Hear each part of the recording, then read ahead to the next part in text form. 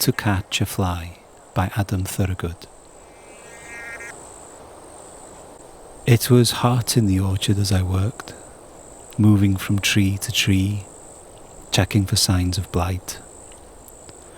The winds from the south had picked up over the last few days and the clouds had cleared, which meant more sun for the fruit, but also increased visibility from the skies. Somewhere up there, something was watching.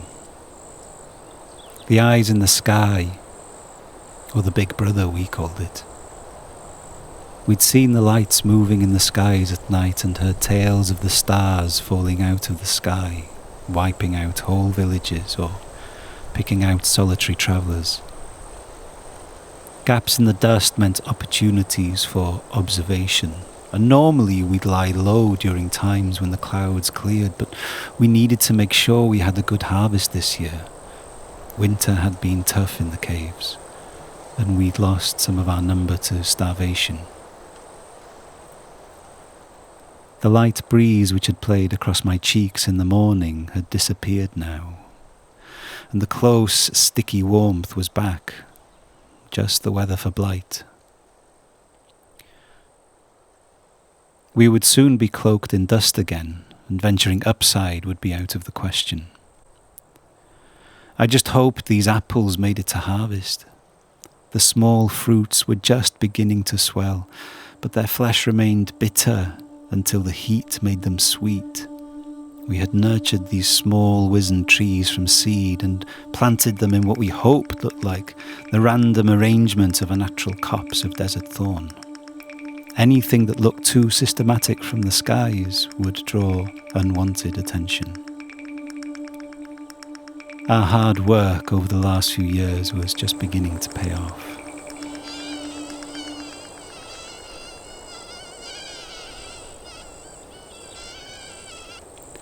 I could see Nine, under the wide brim of her hat, a few meters from me, working her way between the trees. She was humming to herself, a tune from the past that I didn't recognize. Fat flies buzzed in the air around her, carving out their erratic flight patterns. When one landed on her, she would stop and bash it away with a quick flick of her woven swat and get back to her work, turning the leaves, inspecting the fruit. You got good at swatting flies when you knew what they could inject into you. They had compound eyes, clusters of honeycomb shapes which could look in all directions. I hadn't found any signs of the small black spot of blight, and neither, it seemed, had Nine, so far. After a while, Nine stretched and exaggerated a pant like the desert dogs do when they hang their tongues out of their mouths. "I'm fair parched, love, gonna go down under and bring us up a nice cool jug of water. You watch for them flies now." And she threw the swat at my feet as she moved across the orchard, still humming that old tune. I watched her descend into the darkness of the cave.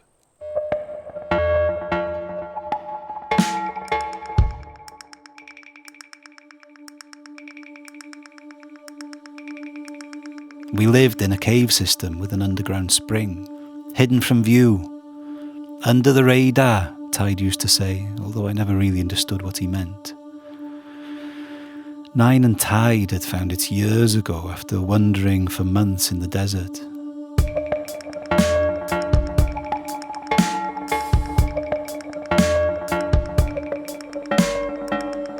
Blown like thorn seeds they had been.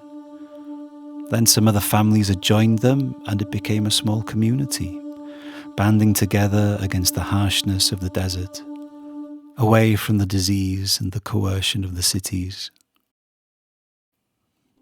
They found mushrooms growing in the darkness and an underground spring of cool, clear water issuing from the depths. They huddled in the darkness of the cave, and it was safe there. Safe from the harsh heat and the sandstorms that whipped around above and safe from the cities and from slavery.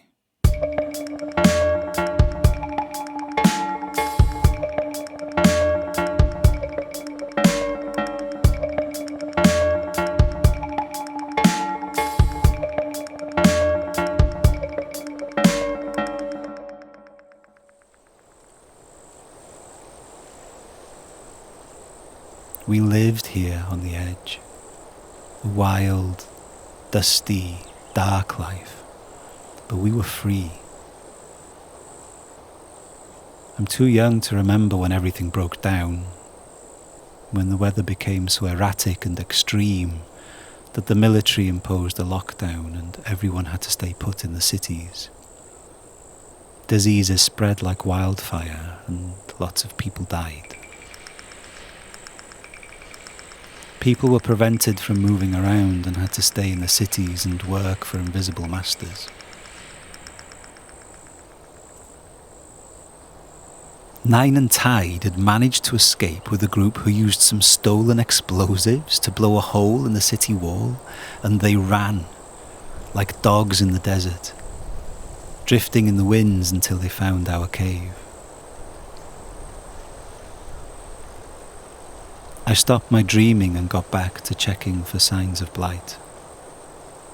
The flies buzzed around me again, swirling with apparent randomness in the still air, waiting for a chance to land on me and either drink the salty droplets of my sweat or else to pierce my skin and feed on blood. I watched them, mesmerized, trying to get a glimpse of their compound eyes, to see if I could see many images of my face reflected back.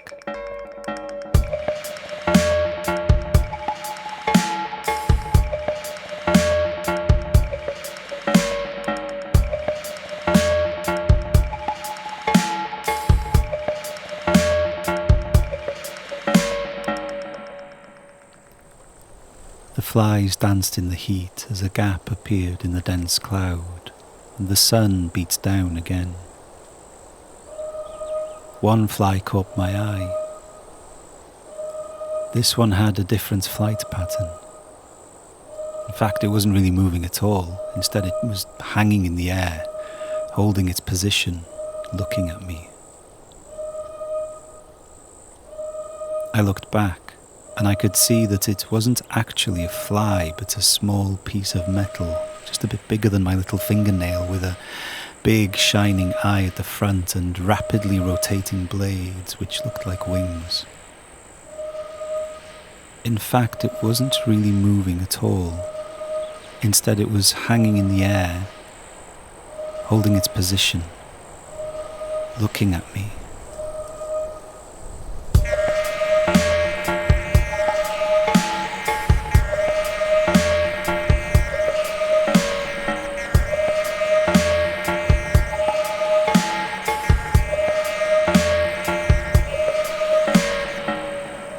It had a little light on the top which flashed red.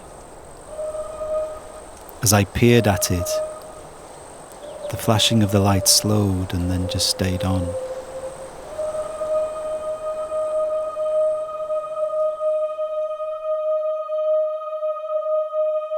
Fear rushed through me.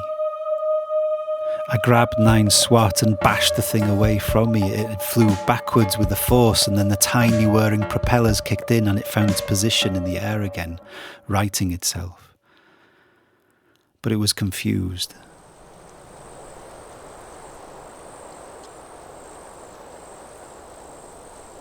Then I heard Nine's voice singing that old tune again as she climbed up from the cave entrance, carrying the jug of water which glistened in the sun.